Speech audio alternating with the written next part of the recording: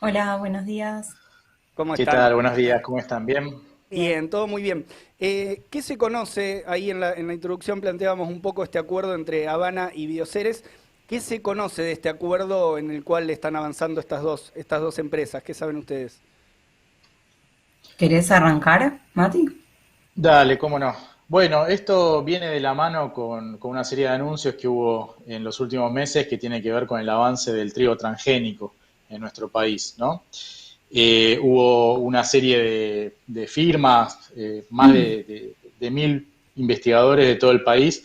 Hemos hecho una solicitada justamente para denunciar este avance que viene a profundizar lo que es el modelo de plantas transgénicas asociadas a resistencias herbicidas que ha causado tantas contaminaciones y tanta enfermedad, también obviamente asociado al desmonte. Y justamente parte de este acuerdo tendría que ver con que la empresa Habana produzca alfajores vinculados con este trigo transgénico, que en particular es resistente al glufosinato de amonio, que es un herbicida aún más tóxico que el glifosato, que ya se conoce. Y particularmente la propiedad que tiene este trigo es que es resistente a sequía. Entonces, por eso aparece también esta cuestión en donde esta empresa dice que viene a lidiar con el cambio climático. El trigo resistente a sequía justamente vendría a ser una contribución en este sentido, pero hay que tener en cuenta que la empresa Bioceres es una de las tantas empresas del grupo Insud ligado a Hugo Sigman, que justamente se especializan en varios tipos de negocios. Por un lado, el negocio ganadero, por el otro lado, el agronegocio, el negocio forestal, y por el otro lado también el negocio farmacéutico. También Map Science, que es la empresa que tenía que producir la vacuna para nuestro país, está ligada a este grupo.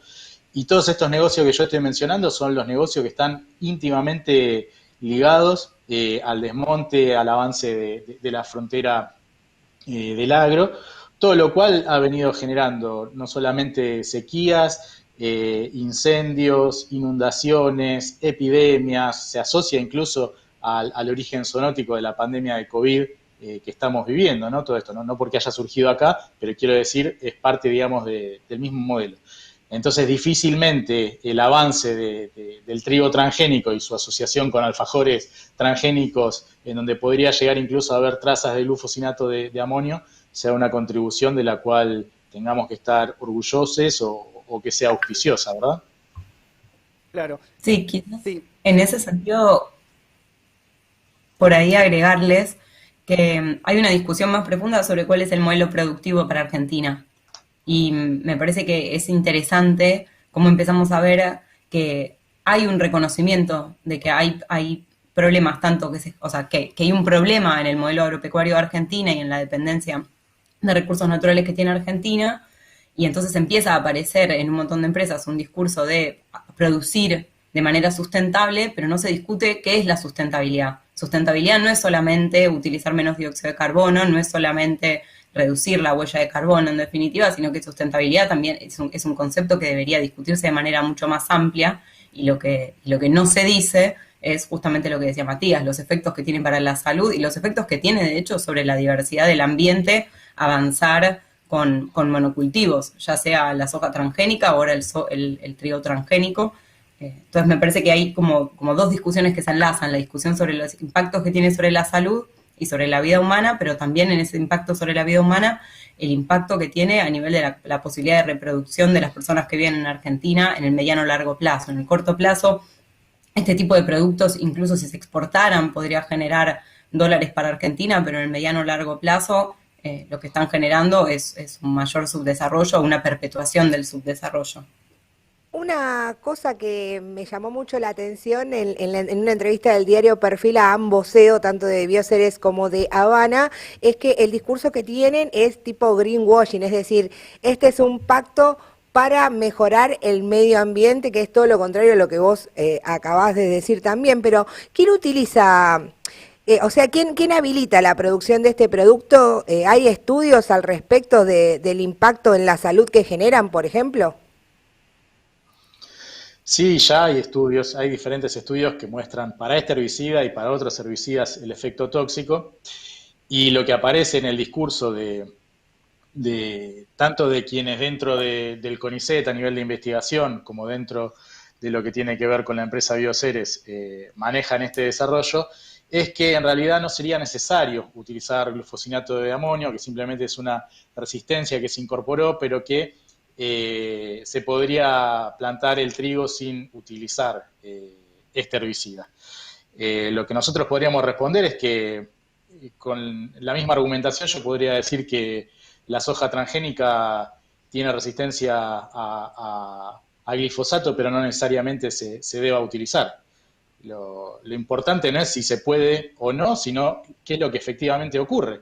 Con el glifosato nos decían, incluso hubo un informe del CONICET en el 2009 cuando Andrés Carrasco sacó su paper mostrando los efectos toxicológicos del mismo, nos decían, bueno, bien empleado, no produce mayores problemas. El problema es que no se emplea bien. Claro. Se lanzan miles de millones de toneladas de glifosato y de la misma manera se podría no utilizar el glufosinato de sodio, pero siempre que se pueda plantar y exterminar a cualquier otro tipo de planta, de hierba que moleste, se va a utilizar.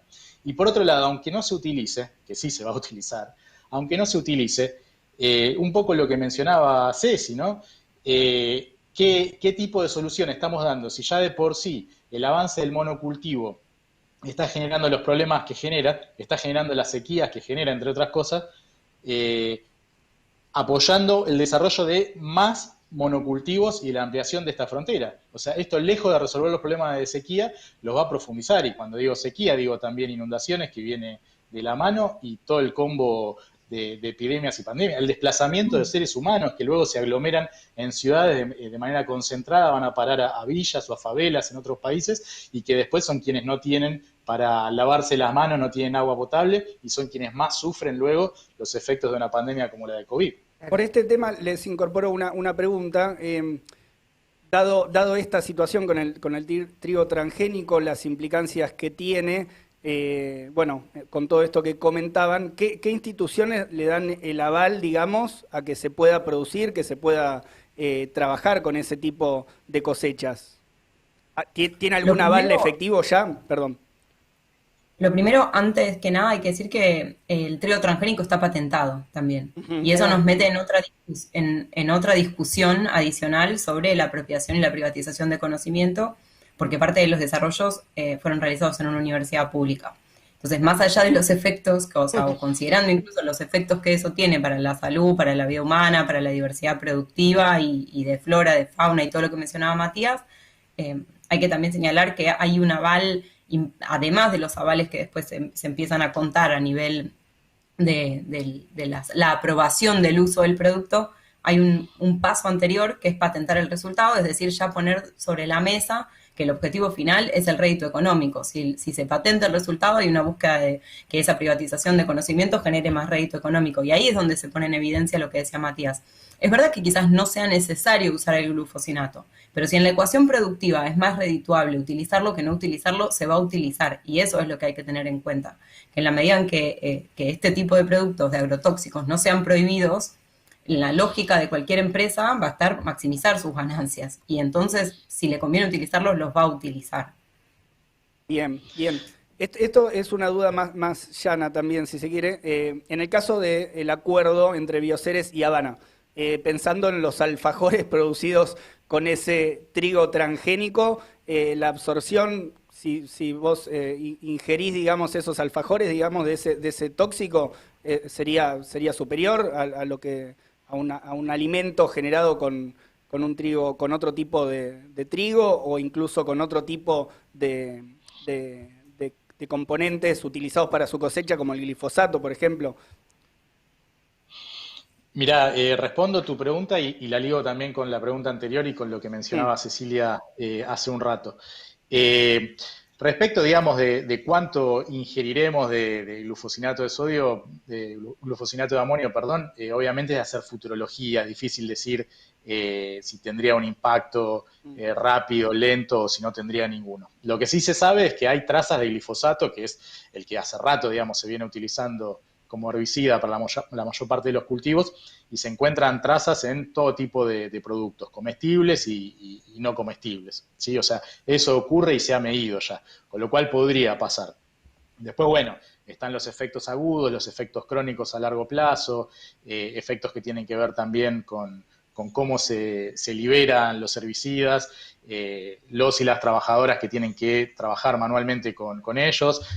En el caso del glifosato estaban también el caso de los niños bandera, las escuelas fumigadas, rurales, ¿no?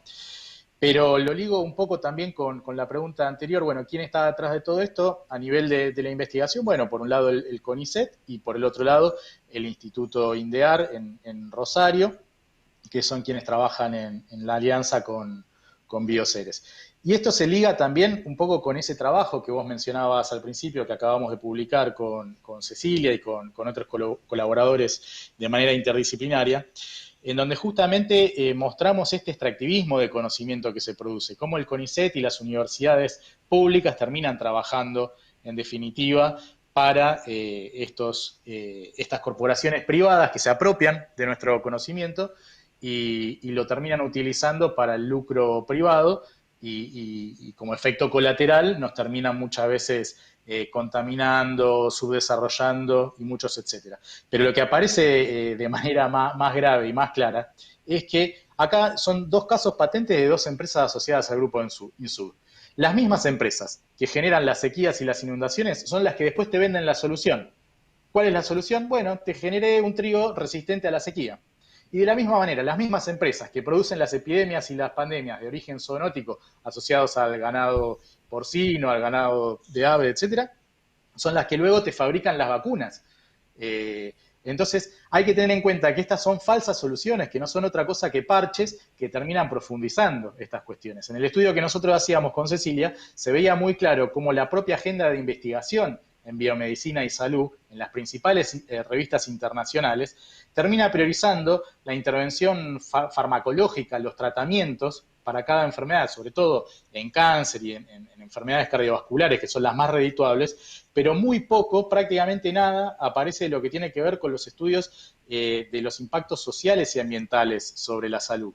¿Sí? No aparece una idea en la agenda de investigación en biomedicina y salud de tratar de apuntar a que no se genere la enfermedad por culpa de las cuestiones sociales y ambientales, sino que está apuntada más que nada a tratar de venderte algo que vos puedas consumir, un tratamiento, todo asociado al...